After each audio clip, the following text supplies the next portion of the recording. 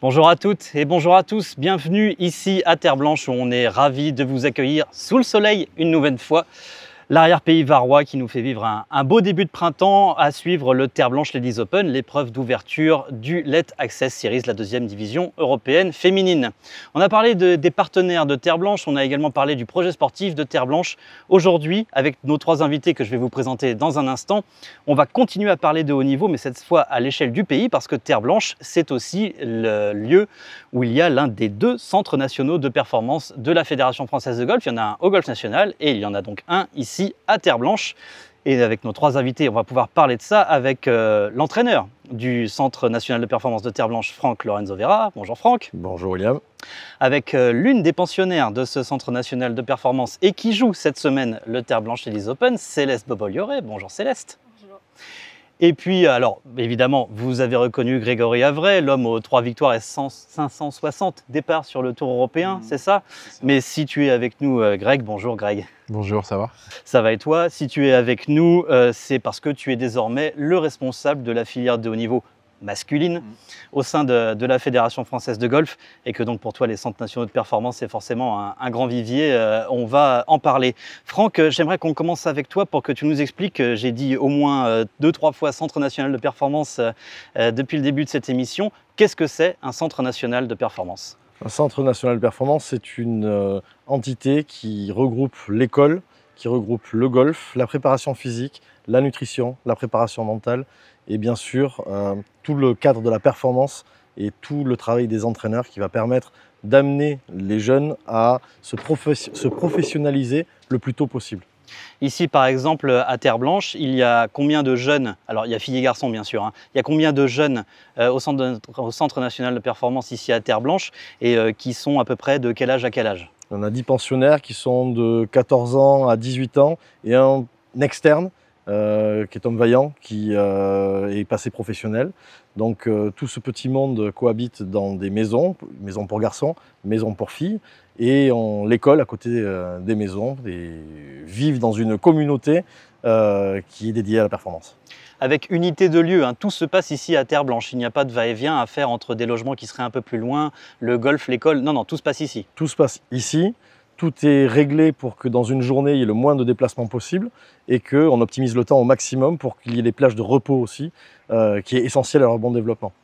Alors Céleste, toi tu as 15 ans, tu es en classe de seconde au Centre national de performance de Terre Blanche. Raconte-nous un petit peu tes journées ordinaires, je veux dire par là hors tournoi et tout, comment ça s'organise? Souvent on a préparation physique le matin assez tôt, après on enchaîne avec école et on mange au Caroubier, au resto. Et l'après-midi, golf avec les coachs. Et souvent le soir, quelquefois, préparation physique. Puis repas tous ensemble à côté aux appartements. Ça fait un programme chargé, tout ça, il faut surtout être bien organisé? Ouais, bien organisé, mais on s'y fait assez vite. On s'adapte à ce système-là. C'est ta 3e année là, que tu es en train de faire au Centre national de performance de Terre Blanche. Et en plus, tu es en seconde, ça veut dire que tu vas aller jusqu'à la terminale et jusqu'au bac dans ce centre-là. J'espère. Ouais. Tu es licencié à Cannes Mougins, hein, qui est un club voisin, on le précise quand même.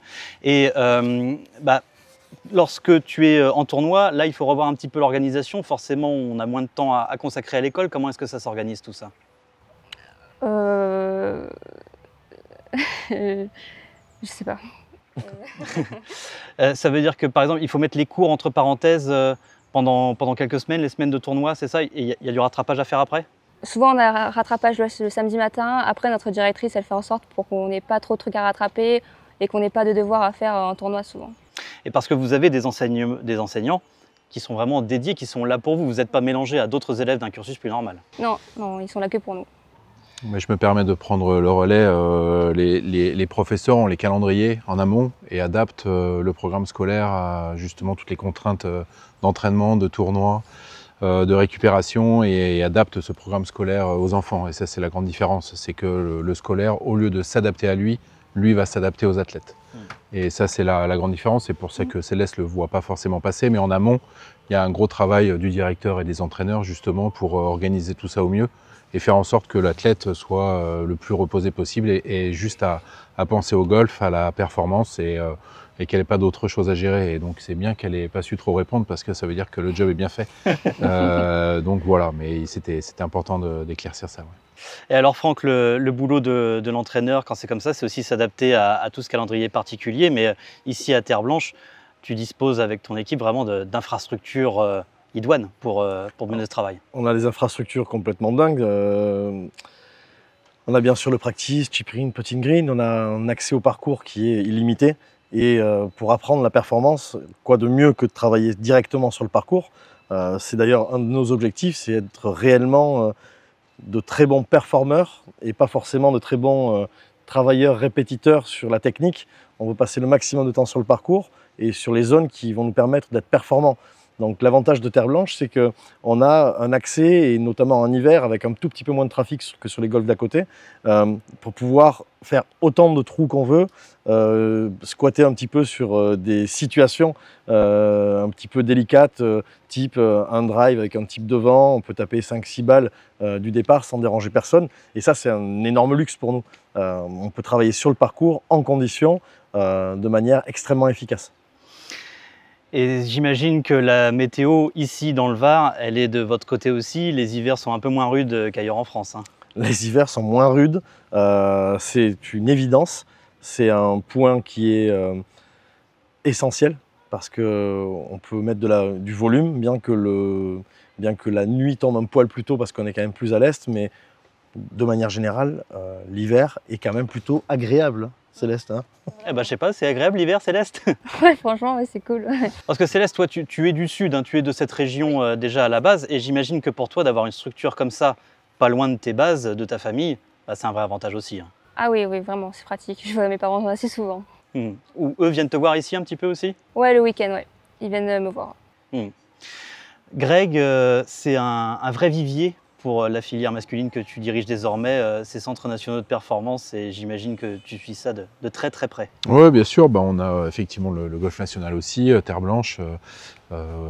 Aussi, alors ils ne profitent pas d'une météo aussi bonne, mais c'est vrai qu'il y a des infrastructures assez exceptionnelles sur un parcours de renommée mondiale, et d'ailleurs ici aussi de très très beaux parcours, et d'ailleurs il y en a deux, c'est aussi un point très positif. Et c'est vrai que tous les élèves, tous les athlètes qui sont dans ces centres de perf, on les suit de très près évidemment, puisque ce sont nos perles, hein. Ce sont nos futurs champions, et on va essayer de faire en sorte, nous, dans leur projet, d'essayer de les amener le plus haut possible et d'arriver à les performer aussi haut qu'on en a envie, c'est-à-dire que la reco quand même fédérale de notre président, c'est le top 20 mondial professionnel. Donc pour ça, on doit respecter certains chemins. Alors respecter, on sait qu'il y a des chemins qui, si on les prend, va statistiquement vous mettre dans les bonnes cordes éventuellement de cet objectif, mais il n'y a pas que ça. On est aussi obligés, nous, de regarder ce qui se passe à côté et de comprendre comment chaque athlète va s'y prendre pour arriver à performer. Et ça, c'est toute la complexité, parce que chaque athlète est complexe, et je sais de quoi je parle, et on va essayer de sortir le meilleur d'eux pour, si possible, qu'on se rapproche de ça, et je suis sûr que Céleste rêverait d'être dans les 20 premières mondiales un jour, donc tout le monde y trouverait son compte, mais c'est vrai que ça passe par du travail dans les clubs, du travail dans les départements, du travail dans les ligues, ensuite au niveau France, au niveau national, ces centres de perf. Puis derrière, éventuellement une fac américaine, parce qu'on compte beaucoup aussi sur ce cursus américain, qui n'est pas unique, mais en tout cas sur lequel on s'appuie beaucoup pour espérer un jour arriver à cet objectif suprême. Voilà. L'université aux États-Unis, c'est déjà un peu dans ta tête, Céleste? Oui, en 2027, ouais. Ouais, tu as déjà des destinations en tête? Non, j'ai pas du tout encore regardé, j'ai encore le temps quand même. Encore le temps, ouais. Ouais. Tu allais dire, Franck? Ouais, je veux rebondir sur ce que vient de dire Greg, sur notamment le fait que les centres de performance ne soient pas uniquement le chemin. Néanmoins, il faut savoir que les centres nationaux de performance sont aussi ouverts pour recevoir les jeunes qui sont détectés ou détectables au travers des ligues ou des infrastructures privées. Ils viennent souvent et même vraiment assez régulièrement nous visiter pour voir le fonctionnement, pour voir qu'est-ce qu'on peut leur apporter. On essaie aussi d'amener un petit peu de flexibilité à notre organisation pour pouvoir, le cas échéant, sur des cas particuliers, pouvoir apporter une réponse permettant d'améliorer la performance du joueur, même s'il n'est pas pensionnaire uniquement du centre. Greg, il y a quelques petites années, tu avais le même âge que Céleste et tu te destinais à une carrière professionnelle dans le golf à laquelle nous avons pu assister. J'imagine qu'il y a d'énormes différences entre ce que tu as pu vivre dans ta jeunesse, dans cette classe d'âge, et ce qui est proposé aux meilleurs jeunes aujourd'hui. Et ben, c'est quoi ces différences? On a combien de temps? Tu m'as dit qu'on avait un quart d'heure, mais non, j'étais effectivement dans l'équivalent de ces deux centres de perf. J'étais au Crêpes de Toulouse. Pendant 4 ans, j'ai fait ma scolarité, mon lycée là-bas, et il n'y a rien à voir. Comme disait Franck un peu plus tôt, dans chaque domaine, on essaie de toucher l'excellence, la grande performance, on essaie de faire le mieux possible. C'était le cas aussi à l'époque, mais avec beaucoup moins de moyens, beaucoup moins de connaissances. Et puis on avait, c'est vrai, en termes d'infrastructure, pas du tout les deux bijoux qu'on a ici à Terre Blanche et au Golf National. On était dans des cabanes qui étaient heureusement chauffées un peu l'hiver, même si Toulouse il fait bon, c'était quand même assez dur avec le vent d'autant là. En hiver, on n'avait évidemment pas de trackman, pas de putting green intérieur, on tapait sur un terrain de rugby, je me rappelle, qui tondait à peine pour nous parce qu'il fallait pas que ce soit trop ras non plus pour les rugbyman. Lorsqu'évidemment ils s'entraînaient pas, on allait dans des salles de sport, dans des créneaux réservés pour nous, mais autant vous dire qu'on était vraiment les derniers de la liste, parce qu'à l'époque, tout le monde pensait que le golfeur ne faisait pas de sport, alors qu'aujourd'hui, si vous allez dans une fac américaine, le golfeur fait du sport. Le golfeur fait du sport, et on a vite compris, surtout depuis Tiger, mais derrière, avec tout un tas d'athlètes exceptionnels au golf qui sont capables de faire des choses que même peu d'athlètes professionnels dans leur domaine seraient parfois capables de faire. Je pense qu'il y a des mecs comme Dustin Johnson ou Jordan Spieth qui pourraient jouer au basket ou faire du baseball de manière assez impressionnante. Et c'est d'ailleurs notre souhait de rendre les athlètes aussi très agiles par l'acquisition de tout ce contexte sportif qui est, on pense, très important aujourd'hui. Alors il y a évidemment TPI, il y a tout un tas de choses qui se mettent ensuite en place pour réaliser et optimiser vraiment la performance de l'athlète. Mais en tout cas, pour en revenir à Toulouse, on en était très très loin. Même si déjà à l'époque il y avait une belle volonté, mais les objectifs étaient évidemment pas aussi hauts non plus. Enfin, je dis évidemment, ça me paraît moins évident parce que je suis passé par là, mais c'est vrai que là-dessus on a changé de braquet complètement avec Pascal Grisot qui vraiment a beaucoup d'ambition pour le golf français à l'avenir. Ouais. Ouais, quand tu entendais Céleste tout à l'heure dire que sa journée ça commençait par la préparation physique, ça t'as pas toujours connu. Non, je vous confirme. Ouais. Non, c'était un sujet, mais c'était le sujet s'il y avait 10 sujets dans la journée, c'était peut-être en numéro 9 ou en numéro 10, quoi.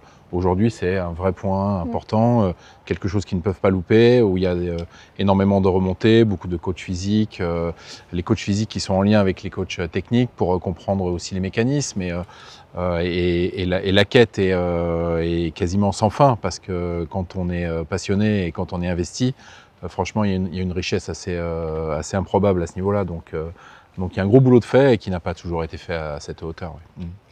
Céleste, j'ai dit au début de cette émission que si tu étais avec nous, c'est parce que tu es une joueuse de ce Terre Blanche Ladies Open cette année. C'est pas la première fois d'ailleurs, c'est la 3e fois que tu le joues, ce tournoi, dans lequel tu rentres par ce qu'on appelle le champ national, ce qui n'est pas des invitations, c'est différent. Le champ national, c'est comme l'épreuve se joue en France, ça ouvre des places pour des joueuses françaises, et notamment Céleste, elle est rentrée parce qu'elle est bien classée au mérite amateur dames. Et donc pour la 3e fois, tu as pu jouer ce tournoi. Plus 6 après les 2 premières journées. Céleste, bon, la journée d'aujourd'hui, 73 plus 1, j'imagine qu'elle t'a donné plus de satisfaction que la journée d'hier. Ouais, c'était mieux. Ouais. Alors comment tu t'es sentie aujourd'hui sur le parcours? Aujourd'hui, franchement, j'ai été patiente jusqu'à la fin parce que je savais qu'il fallait que je fasse un bon score pour passer le cut. Et donc franchement, j'ai laissé faire mon jeu, j'ai fait ce que je savais faire. Et est-ce que la connaissance du parcours du Ryu, qu'évidemment tu connais en centimètres carrés près, ça t'a aidé pendant ces 2 tours? Oui, je pense que ça nous aide, mais après il n'est pas préparé de la même façon que ce qu'on joue toute l'année, même s'il est toujours incroyable, mais là c'est sûr qu'il est vraiment bien. Tu as 3 autres camarades du centre de Terre Blanche qui jouent cette semaine. Il y a Axel Guillemard, il y a Laura Nepper et Margot Brégeot, qui est encore sur le parcours, je crois, à l'heure où on se parle.